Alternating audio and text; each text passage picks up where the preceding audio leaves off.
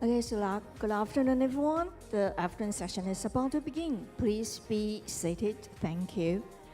The last research representation session for this conference is about to begin. The session is about environmental protection and economic growth. The first team to present this session comes from National Tainan First Senior High School. The title of the presentation is Seas and Desist, the phenomenon of ocean as this acidification and eutrophication. Please join me in a round of applause to welcome them.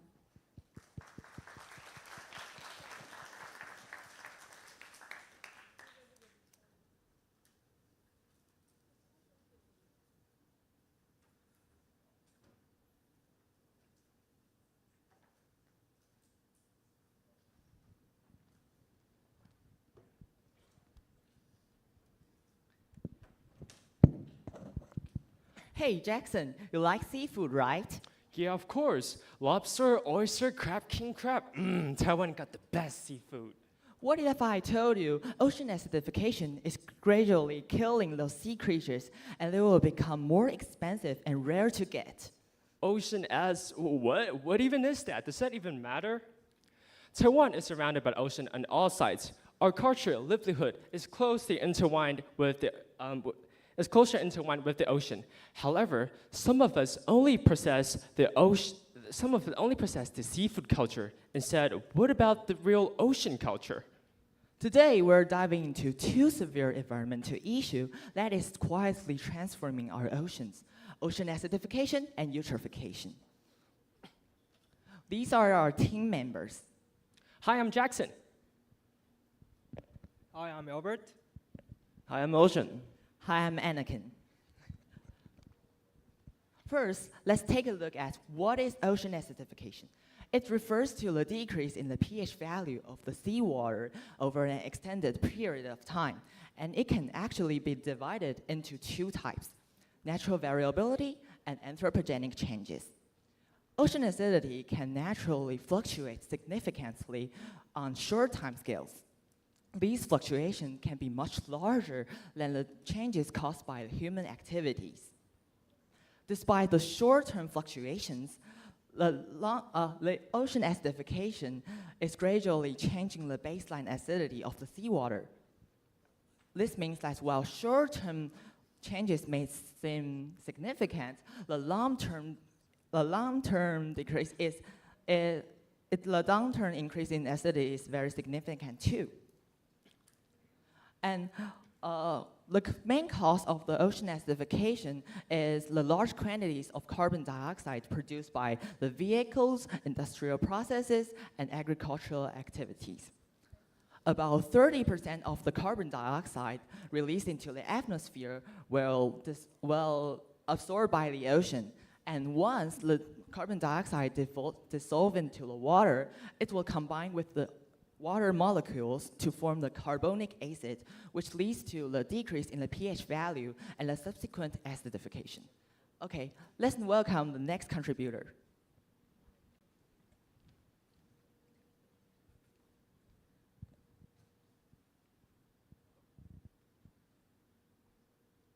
Okay, so hi guys, I'm Albert. And in this section, we'll be talking about ocean eutrophication. But before we delve into that topic, let's take a look at the word eutrophication first. So the word eutrophication here actually stems from two Greek words. The first one is a prefix, eu, and this word in Greek, it means good or well. And the second word, troph, in Greek, this means nourishment. So, well-nourished, upon seeing these two words are combined together, little could we know that ocean eutrophication is in fact a negative phenomenon. So to explain it easier, when we pour artificial fertilizer or merely household cleaners into the ocean, the microorganisms and algae in the water will start to absorb the nitrogen and phosphorus from them, and they will start blooming. So, though there seem to be a lot of plants involved in the process, the overall amount of carbon dioxide is actually far more than those of oxygen. But what on earth can this happen? Well, there are mainly two reasons. The first reason is that we should know plants are like any of us. They rely on respiration to survive, so which means that they have to breathe in oxygen and they breathe out carbon dioxide. And second, please look at this picture. You can see there are a large portion of algae covering the surface of the water. And this will block the sunlight for plants living in the bottom side of the water and causing them unable to conduct photosynthesis. The impact of eutrophication is detrimental. The creatures underwater will be jeopardized by the lack of oxygen and imperiled by the toxins released by the chemicals. And at the same time, there will be a bunch of anaerobic bacteria be decomposing the organic matter in the water. So now, without oxygen, without organic matter, and also there are toxins everywhere in the ocean will be eventually turned into an absolute dead zone. And that is eutrophication. And now let's welcome Jackson to introduce the relation between acidification and eutrophication. Okay, guys, now you guys have all learned about how does the rise of CO2 level contributes in ocean acidifications. But wait, how does ocean eutrophication contribute in this? So there are actually ways of how ocean eutrophications resulted in the rise of CO2 level. First is the microbial respirations. The microbial respirations that happens in eutrophications ensuing consumption of oxygen will be the massive death of algae, which leads to the second, which is the degradation of the overabundance algae and aquatic plants. Third is the dissolvement of the nutrients that were brought into the ocean in the process of eutrophications, and all of these will lead to the decrease of pH rate and increase of the CO2 dissolvement into the ocean water. So I'm going to talk about the impacts of acidification and eutrophication. So acidification and eutrophication have significantly negative impacts on both ecological and industrial levels. Ecologically, these following aspects are severely impacted. First, coral reefs.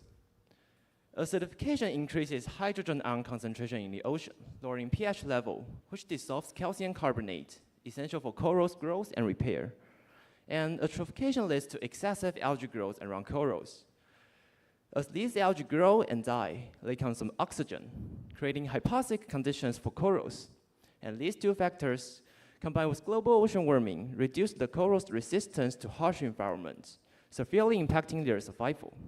Second, the food chain. Eutrophication disrupts food chains by promoting excessive algae growth, leading to oxygen depletion and marine life die-offs, which breaks the balance of the food chain and forms dead zones. Dead zones are low oxygen level areas causing massive marine life die-offs, turning these zones into biological deserts. And recently, the number and the size of the dead zone have increased dramatically with worsening acidification and eutrophication. Finally, the shellfish. Shellfish suffer from calcium carbonate dissolution and hypoxic conditions, similar to corals, and their mass deaths also impacts related industries. And as for the industrial impacts, first, acidification dissolves calcium carbonate, damaging shells, exoskeletons, and other calcium carbonate-based structures, harming marine life essential for fisheries. Also, acidification can reduce the survival rate of invertebrate larvae and impact aquaculture, directly impacting the seafood safety and yield. And eutrophication boosts algae and plankton growth, some of which contain toxins. These toxins accumulate in marine life and enter the food chain. It can also impact the seafood safety and yield. And also, these toxins can decrease the overall fish population and reduce the fishery outputs, impacting the whole industry economically.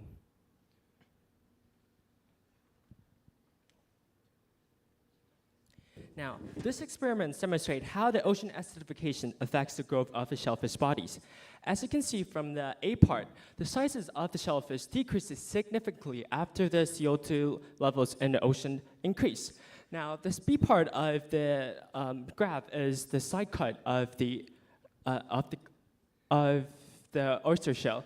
And the C part is where the hinge close-up is where the joint that the oyster shell can open and close. Now, these tab indicates that aside from the sizes, survival rates, and metamorphosis rates, there are all decreases after the CO2 level in the ocean increases. And also, not only from this, but also the skeletal systems have been weakened after the CO2 level in the ocean have been increased. And further information about the experiments has been recorded in the handbook. Now, aside from the theories, let's see some examples in Taiwan of how harsh the conditions can actually be when ocean eutrophication meets with acidification. So Taichi, located in the southwest part of Taiwan, used to be a place known for the oyster farming industry. However, due to the construction of the Liuqing oil refinery, the coastal environment in Taichi has been polluted. The industrial emissions and sewage have caused the eutrophications and acidifications in the area. Oyster there has faced problems like lacking oxygens and weakened skeletal systems. It has also caused many oysters to be unable to open their mouth to forage, and the growth period has become longer. Fishermen have also spent more time and effort, and the increase in cost has caused an economic burden for many fishermen. Taichi oyster farmer Ling Jingliang said, after the revival of Liuqing, fish farming, clam farming, and aquaculture have all seen a relative decrease in production. If the pH value continued to drop, it would be impossible to breed and make siblings. Ocean acidification and eutrophication aggravate the deterioration of the oxygenation phenomenon and further fostering the coral bleaching. The phenomenon can be found in 5 locations in Taiwan, including the famous Taiping Island and the Dongxiatou National Park. Hi, my name is Eric, and now I will be talking about the possible solutions toward ocean acidification and eutrophication. So first, you can see the carbon sinks. So carbon sinks, which is a process to absorb carbon dioxide from the atmosphere and store it both artificially and naturally, so which can prevent it further releases into the atmosphere. And for the artificial carbon sink, so which also known as carbon capture, and which can capture those carbon dioxide emitted by industrial activities and store it either in high-pressure sealed containers or release them underground. And for the natural carbon sinks, so which carbon dioxide will directly absorbed by natural environments. And second is algae cultivation, so which is a kind of natural carbon sink that I just mentioned.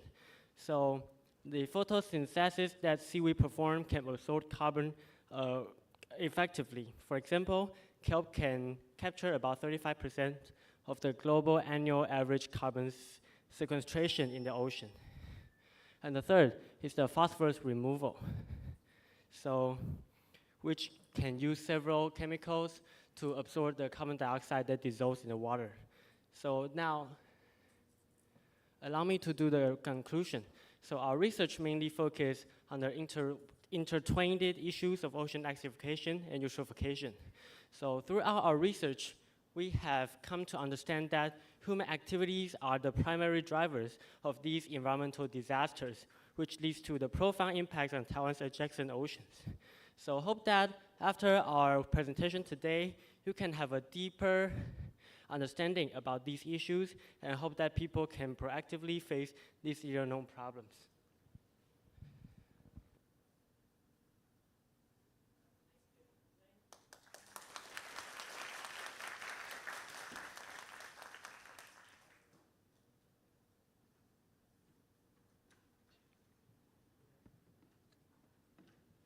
Thank you for your presentation. The last name comes from Komaba Toho Junior and Senior High School, which is also one of our sister schools. This team will speak upon the space industry and how it could contribute to the SDGs. Please welcome them with a round of applause.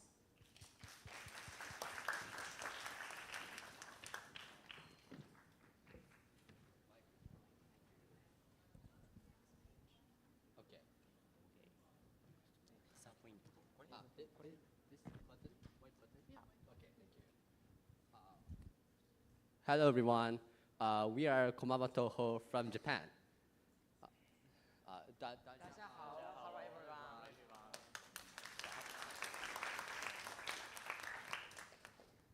We will be presenting on how the space race could contribute to the SDGs. First, I want to ask everyone, how do you think the space development could contribute to the SDGs? Currently, the new space race is potentially one of the biggest industries on Earth. And many people are excited by the prospect of going to Moon and the Mars. But how could it change life on Earth? In the past, the space race changed our lives through satellites with weather forecast and television. And perhaps it could do the same in the modern day. Today, we would like to present a case on how the new space race could contribute to SDGs, its current flaws, and how they could be fixed.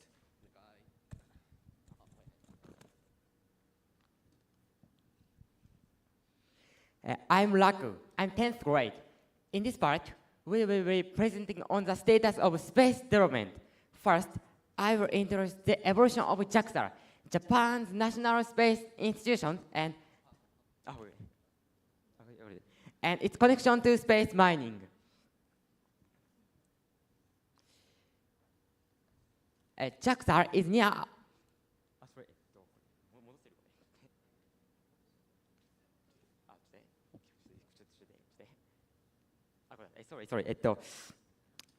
JAXA is near our school, Komaba Toho.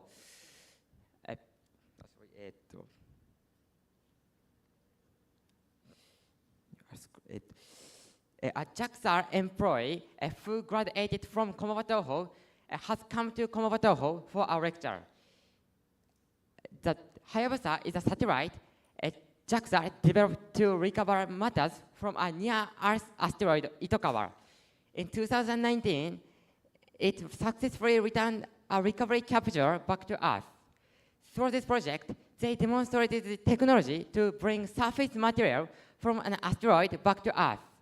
The organization aims to lead space, move to space mining in the future, which it hopes will be the biggest industries in the future. Finally, a bit about SpaceX. You may have heard them. They have attracted attention both in the US and abroad for their private space travel services, as well as a futuristic vision, such as a Mars colonization project and a high-speed, long-distance travel plan. Thank you. Hello, my name is Kotaro Shimafuji. I'm 8th grade. In this part, we have summarized the state of internet connection in African countries. First, in recent days, mobile phones are spreading rapidly in Africa. The penetration rate of mobile phone in 2022 was 43%. This is not much difference from other areas of the world, such as the Asia Pacific. Please look at this figure, this table. This table shows the top 20 and bottom 20 of 54 African countries in terms of the mobile phone penetration rate. Second, in terms of the mobile phone sales, about 200 million mobile phones in Africa each year, and they are increasing every year. Third, in terms of the communication environment in Africa, the coverage rate is about 70% for 3G and 50% for 4G. But mainly 2G and 3G are used, and their combined coverage rate is about 90%. Why mainly 2G and 3G? The reason is that mobile phone connect spectivity. The reason is that mobile phone are so sorry. Reason is that connect the coverage rate mobile unit. Please look at this figure too. Oh, sorry. Sorry, one more time, please. In terms of communication environment in Africa, the coverage rate is about 70% for 3G and 50% for 4G. But mainly 2G and 3G are used. The combined coverage rate is about 90%. Why mainly 2G and 3G? The reason is that mobile phone reachability compared to the developed world, especially in sub-Saharan Africa. Though in countries like South Africa, the connectivity is high. Other countries, such as Congo and Chad, still have bad connection. Please look at this figure. This figure is a map showing the location of communication cable in Africa. From this, we can see that the inland areas of North Africa aren't accessing internet very much, and the areas with high population density are accessing internet. One of the reasons of lack of capital. However, in fact, there is another reason. Finally, this is the lack of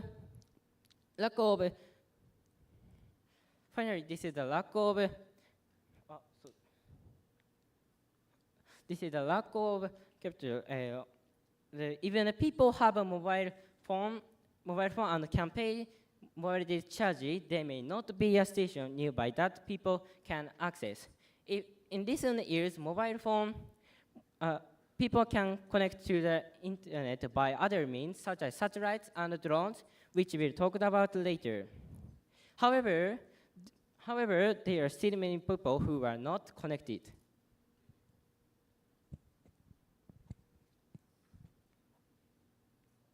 Hello, my name is Ryunosuke. I'm 10th grade, and next we will talk about the current state of the African economy. When most people think of Africa, generally, they often have an image of poverty. Look at these figures.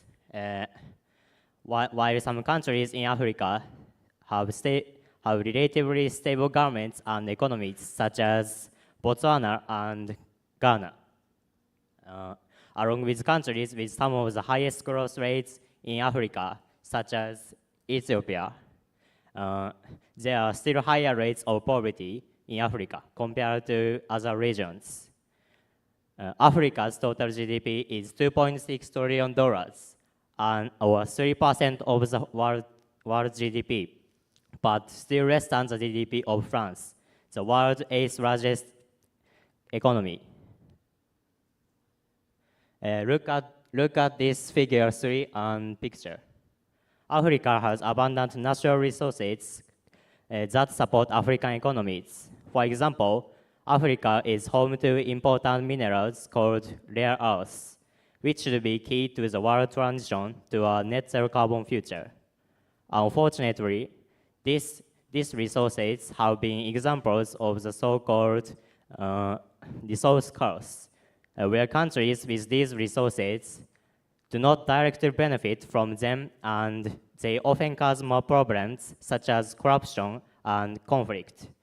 In addition, Africa was long under colonial rule and served as source of raw materials from Western countries. An example is the Democratic Republic of the Congo. The Democratic Republic of the Congo was originally a Belgian colony. And for many years after independence, it has been the source of ethnic conflict and competition for resources between a number of ethnic groups. Thank you.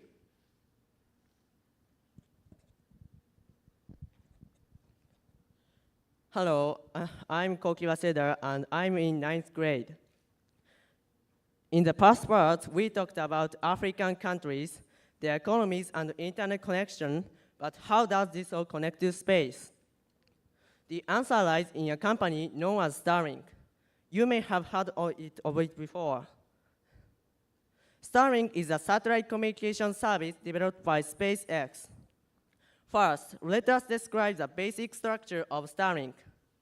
Starlink enables high-speed internet communications over low Earth orbit satellites operated by SpaceX, regardless of the area, environment, or terrain. Radio waves transmitted from the low orbit satellite are received by a dedicated antenna on the ground side, enabling internet communications. Next, the main feature of Starlink is its high-speed and low-latency internet communications. The reason for this is easy to understand when compared to conventional internet communication services. Look at this table. Conventional internet communication services are provided by several geostationary satellites about 36,000 kilometers away from the ground. On the other hand, Starlink provides service by more than 5,000 geostationary satellites flying from low orbit, about 550 kilometers away from the ground, reducing the round-trip time of radio waves and distributing the communication capacity among many satellites. For these reasons, Starlink enables high-speed, low-latency internet communications. In addition, unlike fixed internet lines, Starlink has the advantage of recurring non-installation work. The ability to reduce installation costs will be useful for those who want to promote internet penetration at a lower cost. Finally, there are three main purposes for using Starlink. First, to improve the internet infrastructure in areas where it is inadequate. The second is to help companies and municipalities with their BCPs, which is the process of maintaining business activities and public services, as well as reducing the cost of internet access. The third is natural disaster response, which includes securing the communication environment in disaster-stricken areas and evacuation centers. Thank you. For these reasons, we believe that we want to present a case for how space development, in this case Starlink specifically, could contribute to the SDGs. Currently, there are many people in African countries that are not connected to the internet. One of the reasons for this is a lack of digital infrastructure, which is prominent in rural areas with bad geography. However, Starlink could ignore these issues as it is a satellite service. In the modern age, being connected to the internet is crucial for economic development because it could contribute to things such as SDGs number 4, better education, or number 8 or number 9. Also, it could alleviate the wealth gap between urban and rural areas, contributing to SDGs number 1, no poverty. In addition, you may be wondering why you mentioned the mining industry in African countries earlier. Well, an important mineral used in smartphones called coltan is mainly mined in the Congo, but due to the instability in the region that we mentioned earlier, it has resulted in coltan being mined mainly by children. However, remember the space mining we mentioned earlier? Space mining institutions such as JAXA could contribute to distributing stable and humane sources of coltan even as demands increase. Finally, we would like to end this presentation by saying that this is only one example of how space development could contribute to the SDGs. We believe that this is a topic that isn't nearly talked about enough. And this isn't to say that space institutions should quit going to space altogether. Rather, the technologies used for space development could greatly contribute to the SDGs. Sorry for being a little bit long. Thank you for listening.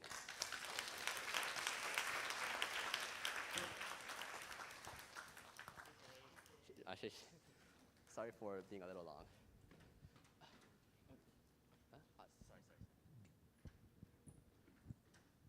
Okay, thank you for your creative work and the presentation from Tainan First Senior High and Komaba Toho Junior and Senior High School. And this is the end of the session. We are honored to invite the 4 professors in the audience provide the teams with the positive and constructive feedback for their presentations and for their future perspective. Thank you.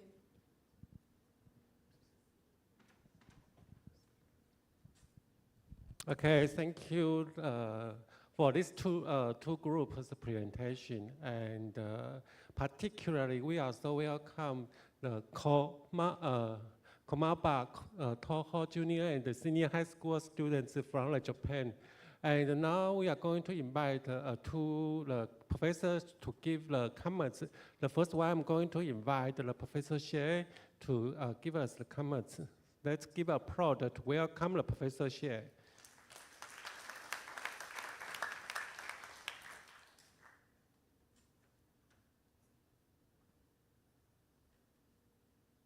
Good afternoon. I'm going to comment on the final talk, okay, from Komaba, Toho, junior and senior high school. Okay, thank you for your presentation. Okay, I think you brought up an interesting topic to link space industry to SDG goals, and I think that is a connection rarely discussed among students. Okay, because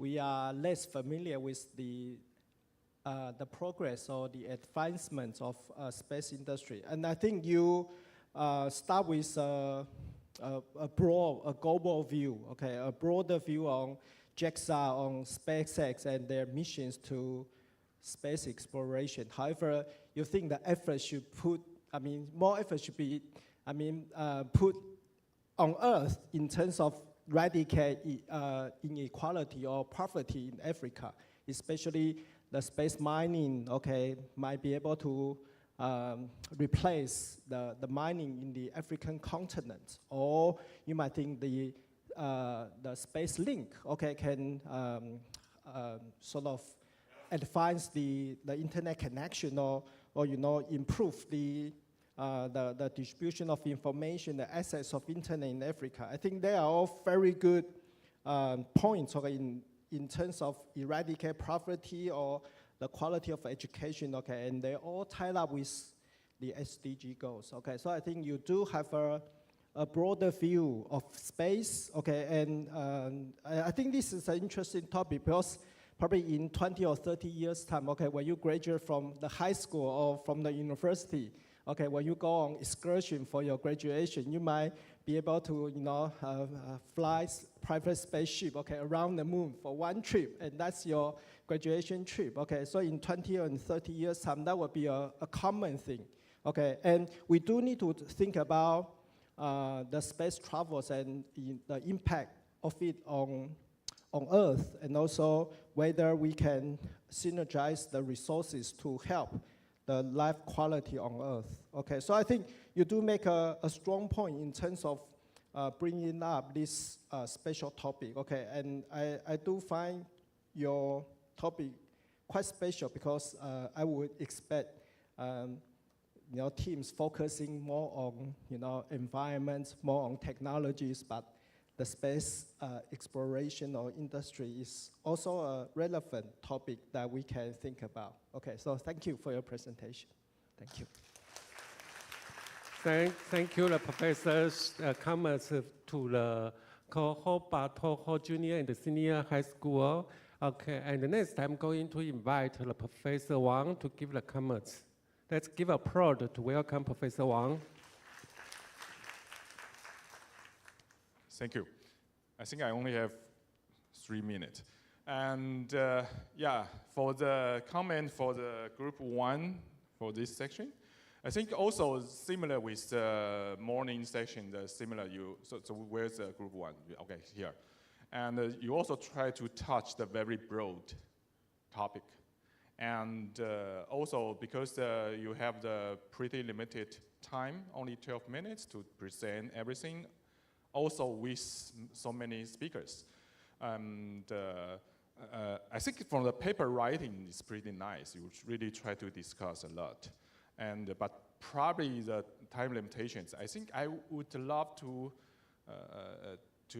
listen what you want to present on the solution part, because I think you put on the slide, right? You have the first, second, third, or four different solution parts, right?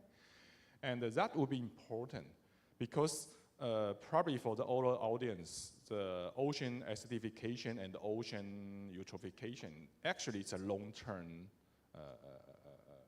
for scientists, it's a long-term, what is observed phenomenon. So because it's not easy from this year, you measure the pH from the ocean water, it's a pH 8, then the next year will drop to the 7, it's not, right? It's a very slow decrease. Because that will give rise to what the solution we can, because we probably still have time. We don't know. We don't know, but probably we still have time. For example, now we try to decrease some old-fashioned industrial style factory, or we try to improve some energy generation ways, and that would be something I really look for. I think I will also check your poster. You have the poster, right? And I think I really love like what you make a summary about this one. Okay, and because also for the other audience, because once you want to try to really discuss some very big, broad topics, it's challenge. But it's also a good way to challenge yourself, to train yourself how to make the very short, precise, and also try to attract all the audience to focus on what you want to discuss. Thank you again.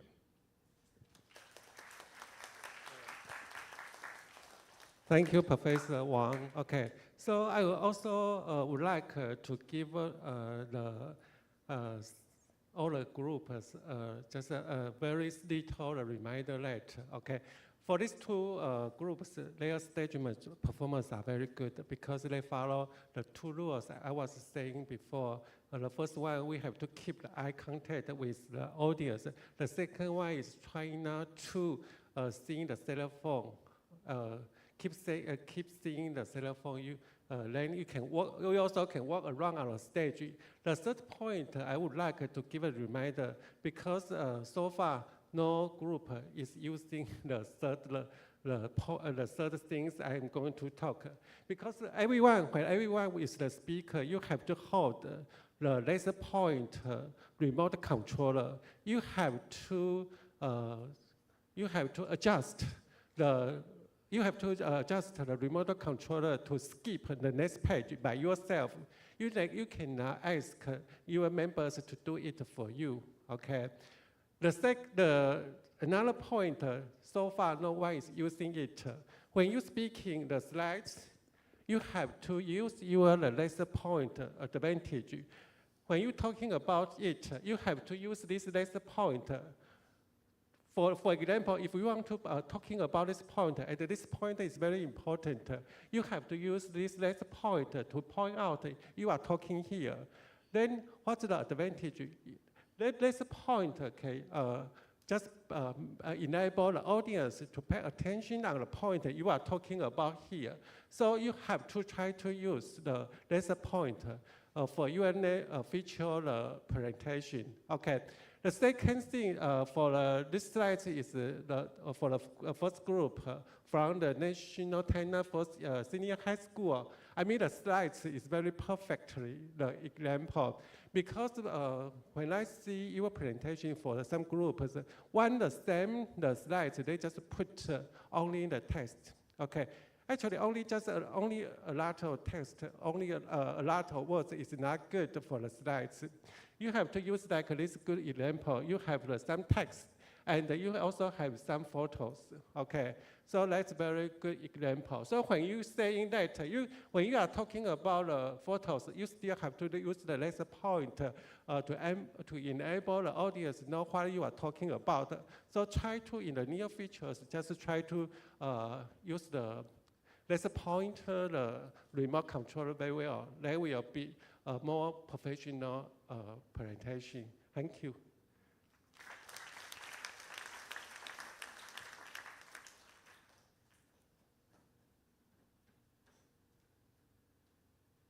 Thank you, professors, for your comments and feedback. Since the adoption of a 12-year basic education curriculum in year 2019, senior high schools in Taiwan have undergone significant shifts in teaching methods, curriculum contents, and most importantly, student learning approaches. The new curriculum framework emphasizes self-directed learning, granting students more autonomy to explore their interests and have the way for their future careers. Today, we are honored to have two exceptional students who performed outstandingly in the 5th Annual Self-Directed Learning Annual Conference held in 2024. This remarkable student will share with us their experience. Our first presenter comes from Kaohsiung Municipal Hsin Senior High School. Please join me in welcoming Wang I-Hsuan. She has a profound passion for business In her presentation, she'll be sharing her inspiring journey of self-discovery in the realm of commerce. Please give her a big round of applause. All right, I need a long, deep breath before my speech. All right. Good afternoon, everyone. My name is Wang I-Hsuan. I'm a student from Kaohsiung Xinjiang Senior High School.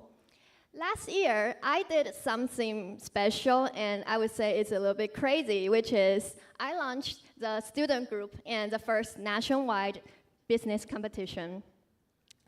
Well, here's the thing. When I was still the freshman in senior high school, I participated in a lot of English debate tournaments and training. And in that duration, I researched a lot of debate topics, for example, like biometric recognition technology or online education. And I have to admit that those topics are very interesting, but there is one topic that impressed me a lot, which is called unconditional basic income. The concept of unconditional basic income is the government will pay for everyone an amount of money that is enough for surviving every month. Yeah, no matter you're rich or you're poor, you will receive the money. And of course, it's obvious that this topic is about social inequality and some economic theories. But when I was researching the topic, me and my peers found that it's a little bit difficult for us to understand the economic theory. And when I was in the debate field, I found that my opponents are very weak about the contention of economic theory. So I started to think about why would this phenomenon happen. And I discussed with my senior, and we both shared the same idea that it is because Taiwan senior high school students doesn't have many opportunities to access to the field of economic and business. Therefore, we decided to do something different than before. We decided to create a student organization aiming to enhance public understanding to the field of business and economics through social media. So as you can see here, this is, wait, how do I use the eraser? All right, this is the mascot of the Igniter, which is my student group. And the picture here, this is the news on social media. We use some knowledgeable posts and current events updates to promote our ideas and try to attract more people follow us. And of course, it is impossible to finish so many things with only 2 people. Therefore, we try to recruit members from all across Taiwan. Currently, we have 40 students in our student groups, and all of them are from different schools in different areas in Taiwan. And we're hoping to have more students coming to our group to promote our ideas in the future. Well, let me introduce our job delegation system. We have 6 groups in the Igniter. The first one is the administrative team, which is the team I stayed in. This team is mainly focused on how to supervise every group, and we have to plan the schedule every week. And also we have to make some important decisions for the Igniter. The second one is copywriting team. Their team is kind of like a journalist. They have to catch on current events, and they have to write an attractive post to share the current events or some knowledge to other students. And art and design team, their job is to design the mascots and design the posts. Usually they have to turn the words into an attractive post or stories or add some graphics which can make information much more easy to understand. And the public relation team, and just like the literary, they have to interact with our followers or they have to respond to the messages. And project planning team, this team is set up for the irregularly project we hold. For example, this year we held a business competition, so project planning team this year is mainly focuses on the business competition. And I'm also the leader of project planning team because I'm the main coordinator of the business competition. And the last, we have the financial instruction team. This team is collaborated with the financial club in Kaohsiung Senior High School. And we together provide in like some knowledge, and we teach our team members so that way we can ensure that we provide the correct information for the public. Great, now I can finally talk about the business project. This is the whole timeline of the business competition. From last year, from August to October is the time we started organizing the Igniter. And from November to December is the time we finally starting preparing for the business competition. And the reason I'm putting Elon Musk here is because the topic of our business competition is the case study of analyzing Tesla, right? So he is the founder of Tesla, so yeah. We eventually decided we use the topic that's analyze Tesla and give the crisis update for the competitors. And also during this time, we held a lot of workshops. Like we will share some tactics or some analysis skills to people who are interested in it. And after they finish the workshop, maybe they'll be interested in the business competition and sign up for it. This is one of the promotion methods. And then here are the information of judges. So as you can see, they have a professional background and they're familiar with economic and business field. So that way they can provide like professional feedbacks for our competitors. Oh, we actually have 4 judges. And it reminds me of a fun story. Has here anyone ever watched Phineas and Ferb? That famous anime? Raise your hand. 飞哥与小佛. Anyone has seen it? Yeah, and in that story, the 2 main characters, they are very young and they're very crazy. They build a lot of amazing things. So every episode, like basically everyone will ask them, isn't it too young for you to like build a roller coaster or blah, blah, blah? In the past, I thought that was just a joke. But when I'm trying to convince the judges to come to our business competition, they really ask me, isn't it too young for you to held a business competition? I say yes, but someone has to do it. So I think that's a amazing story that the plot in the cartoon really comes to my life. Okay. Oh, and this is the ballot we designed. The reference is from Global Youth Program from University of Pennsylvania. And we designed the ballot to make sure that everything is fair enough and is clear enough. Great, and from this year, from January to February, is the first round of the competition, and we finally announced the information of the business competition so that people can sign up for it. During this time, I remember we have about 100 of students come to participating in the business competition, and I remember they're from 26 schools across 12 counties and cities. That's an amazing figure because I didn't expect will be that so many people come and attend in this competition. Oh, and during the first round, they have to write a document about analyze Tesla, and they will submit it online. And here are some examples from our competitors. And after the submission, our judges will choose half of them to get into the finals. So which means half of them will be eliminated. Okay.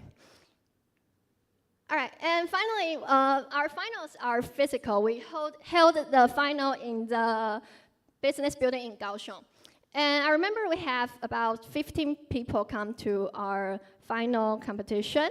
And in the final competition, we will release a crisis update. The crisis update is that what should Tesla do if they confront with power shortage? And so the competitors have to think about how should they face this crisis and give a solution. They have about, I remember it's 17 minutes to think about a solution and change their presentation and present it in they'll have an oral speech and to the judges.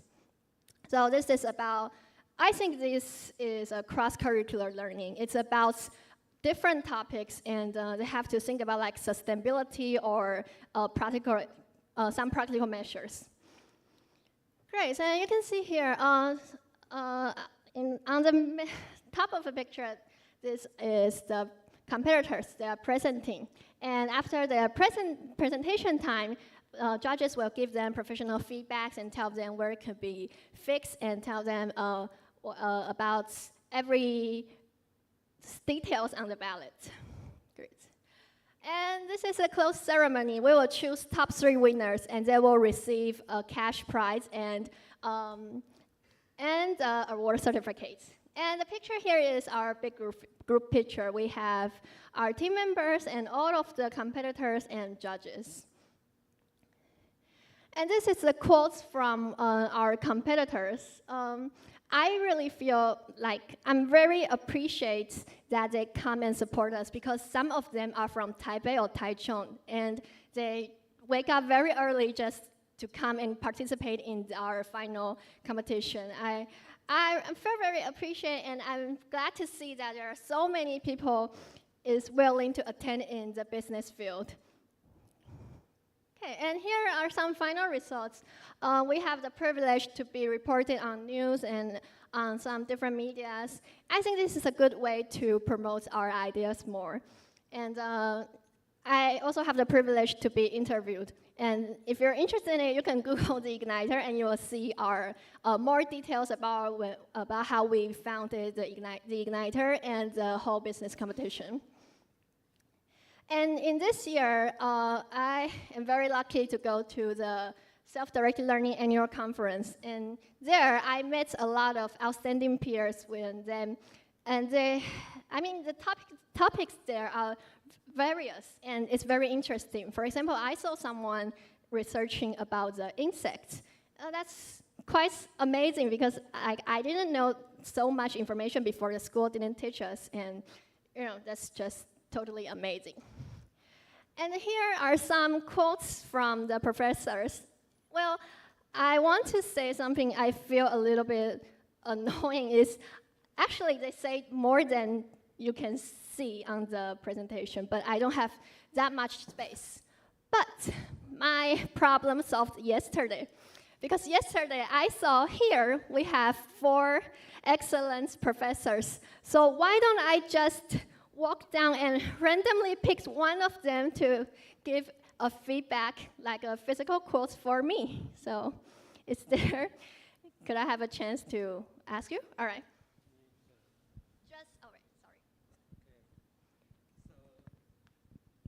I do appreciate for this group, from the Kaohsiung Xinzhuang Senior High School, right? So from her presentation, I do think she is fully with the confident, and also the slides are very professional. And from the beginning, the first slide to the last 2 slides can just show her whole idea he want to say. That's very great. And actually, the Ministry of Education in Taiwan always encourage our current students to have the self-directed learning, okay? And because now is the high technology, you can learn. Now it's the high technology society, and all our teenage students or university age students can learn a lot of knowledge from like YouTube or internet. Okay, so our professors are very scared to lose our job because if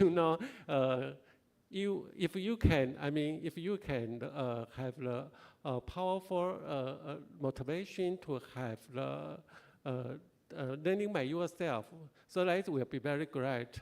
And this student is very good, perfect example to have have a direct self study by yourself. Okay, and I do agree because by your presentation you was asking a question that is young senior high school is too young to have the business competition.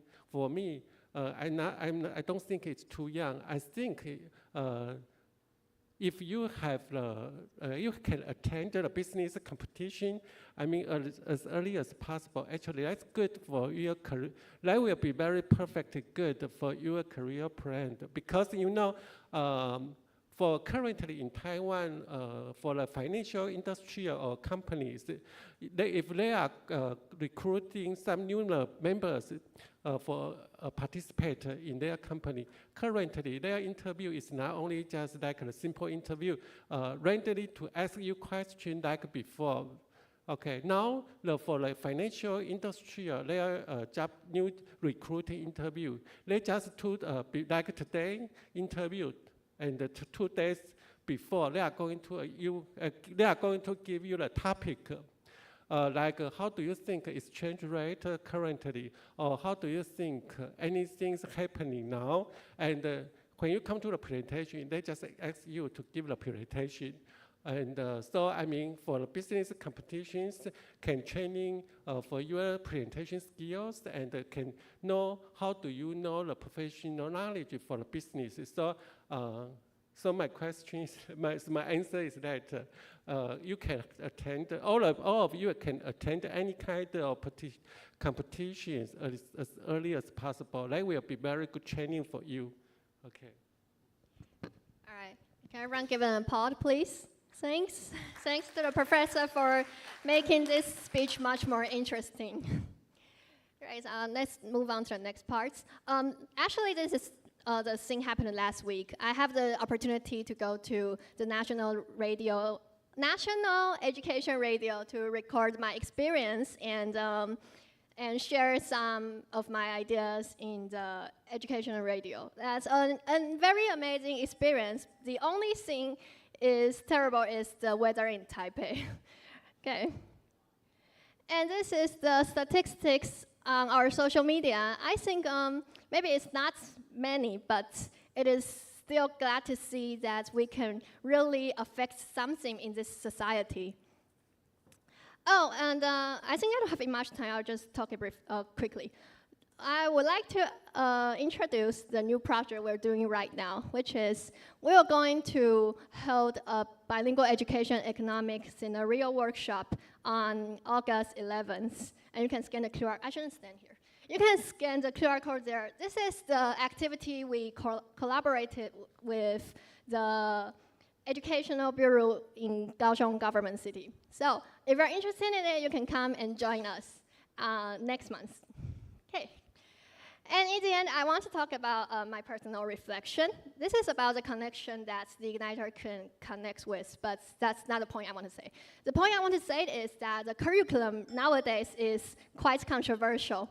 But I mean, there's pros and cons. I don't comment on that, but I still want to say that even the curriculum focuses so many on self-directed learning and cross-curricular learning. I mean, I still think that's a great thing because I think it's no exaggeration to say that cross-curricular learning and self-directed learning is the basis of today's conference. Like each of you we're here because of self-directed learning and cross-curricular learning. I think this will be the trend in the future, and I really hope that more people can not just underrate this. I mean, this is important in our future, in Taiwan's education future. And I'm really glad I am one of the part in this generation. All right, sorry for bothering for so much time. So if you have any questions, you can contact me in Fertush or just ask me later. And follow our Instagram. All right, thanks a lot.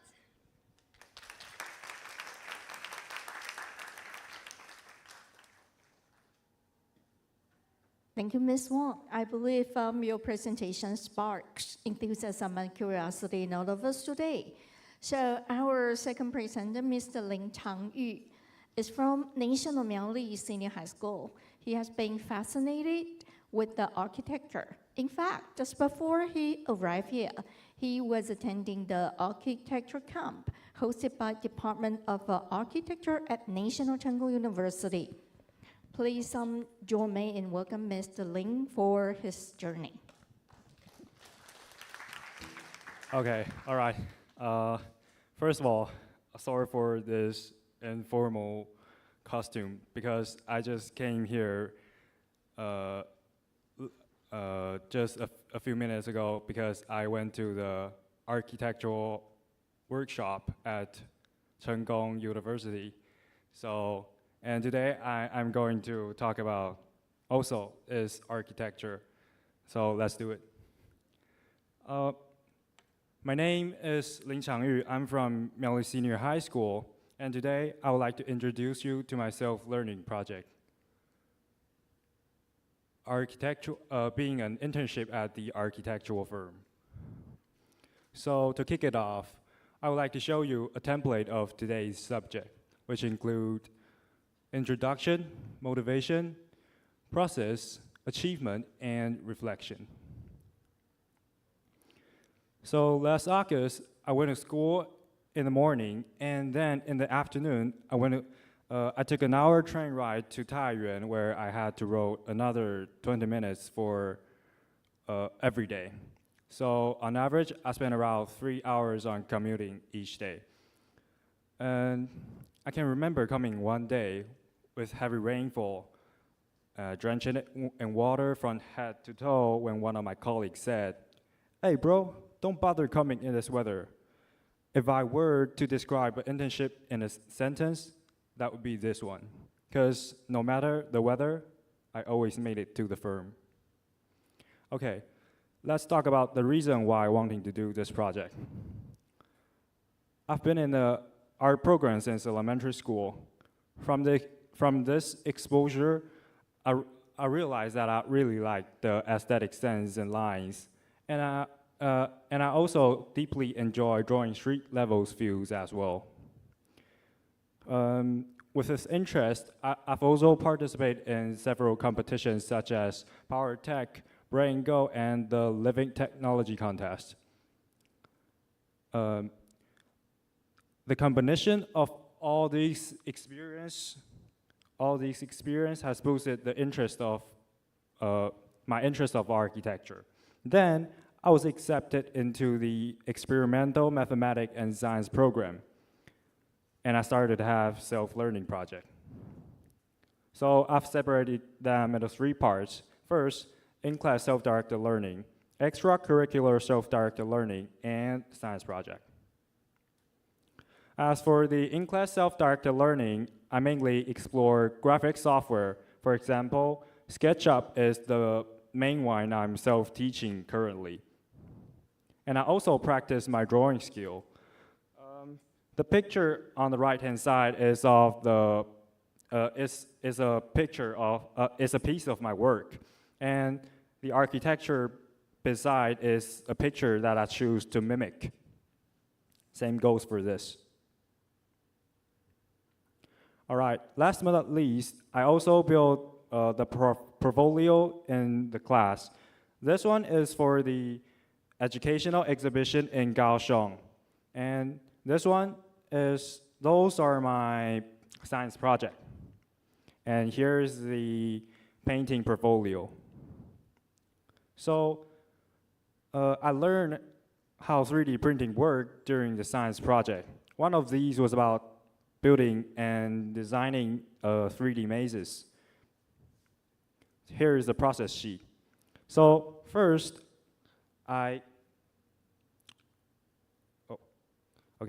First, I drafted the maze. Then, I modeled and printed the inner structure. Next, I laser cutted the exterior shell, and then I assembled them together. So, as for the extracurricular part, I did an internship at the architectural firm. As for today, my internship will take center stage for this presentation. So my job during the internship was to make a model based on the building, which is showing on the slide. It's a polyhedral, 6-story building, and with several arches on it. Let's jump to the process of how I built it. All right. This process may appear simple, but in actuality, it plays a critical part that's quite complicated. It not only requires brainstorming, but also the organization of them in the easiest way possible and use least amount of material to put everything together. So this model was not in any shape or form like Lego. It was inspired by the unit of dimension. So it's basically assembled based on specific dimensions. So my output on the two-dimensional cross-section was from 3D models, which makes things more easier. And however, it's only for, all I need to do is to print it out, trace it onto some PVC foam board, and then cut them out. However, it's only for the exterior structure. As for the inner structure, they'll require other methods. So the inner structure, they'll require an analyzation of the structure and create the shape and arranging a sequence of cut done by myself. And, okay. So this one is the cutting and assembly. Okay, sorry. This process is more like putting a thought into transforming the thought into practice. So if done wrong, the boards won't fit together. And this part also needs a skillful hands. You mustn't put too much glue within the gaps while making sure every angle and position between the units is correct. So it would be just like this. And so here are two units within the red box. One is this one, and another one is this one. So once the two units were physically built, and I quickly fixed it on the hard copy floor plan with paper tape, then I glue it. It will be just like this. So let's jump, let me show you the actual process of how I made this model. This is the front of the building, and this is what I had imagined and drafted. While drafting, I usually mark on the boards to remind myself where they should go on the building. For example, here is You'er, and here is 45 degrees to left. I mean, different language and order has its own meaning to me, so it's important. And this is how it looked during the cutting phase and primary assembly. And now you can see the model is starting to take shape. So this is the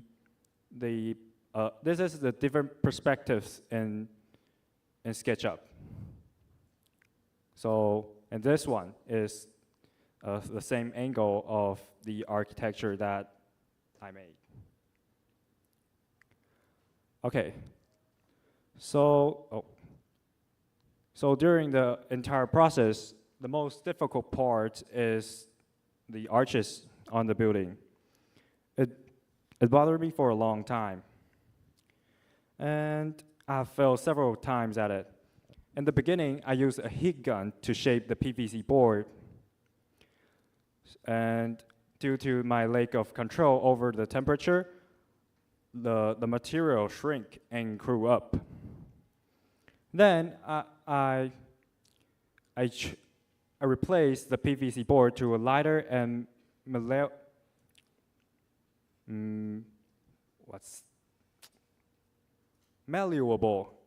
lighter and malleable foam boards to build these arches. So still, they were super fragile. Then I ending with using the cylindrical material to put to fix the boards on the cylindrical material and fix it. So it will be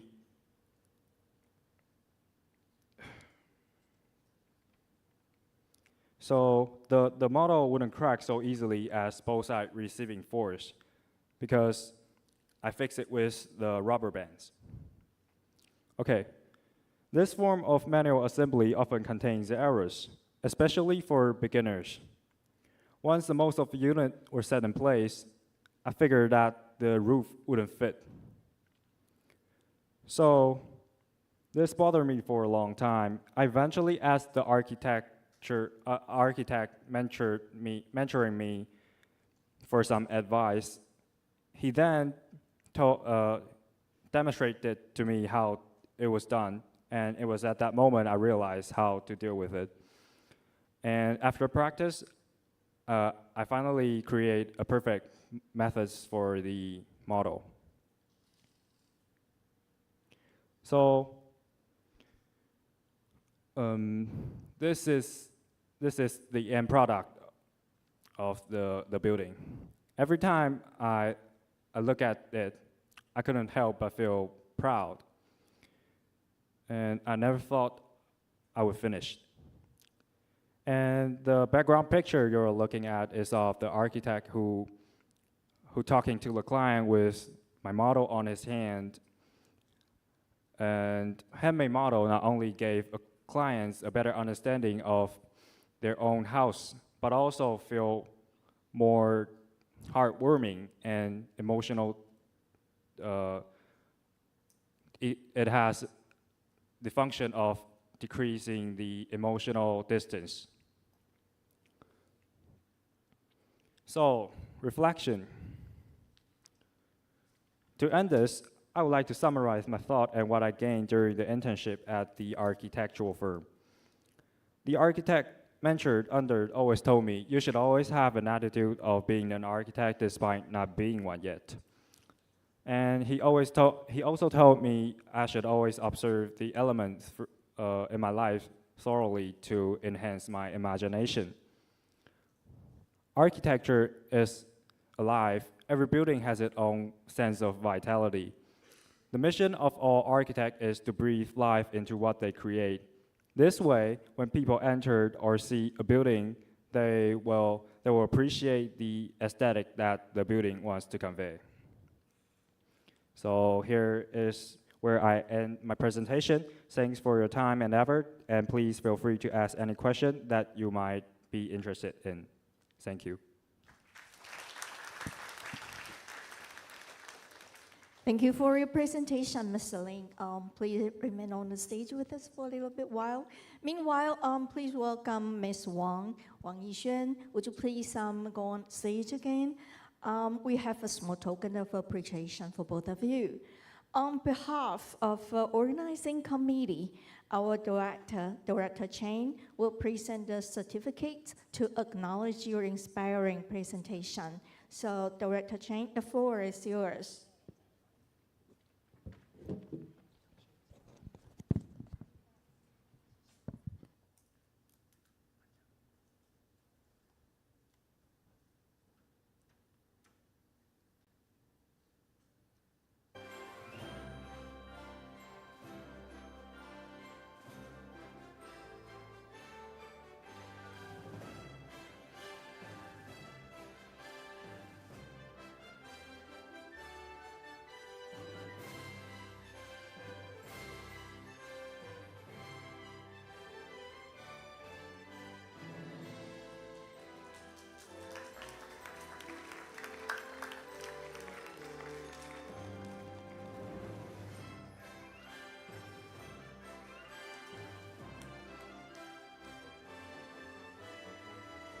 So a round of applause for both Ms. Wang and Mr. Lin for their outstanding presentations again.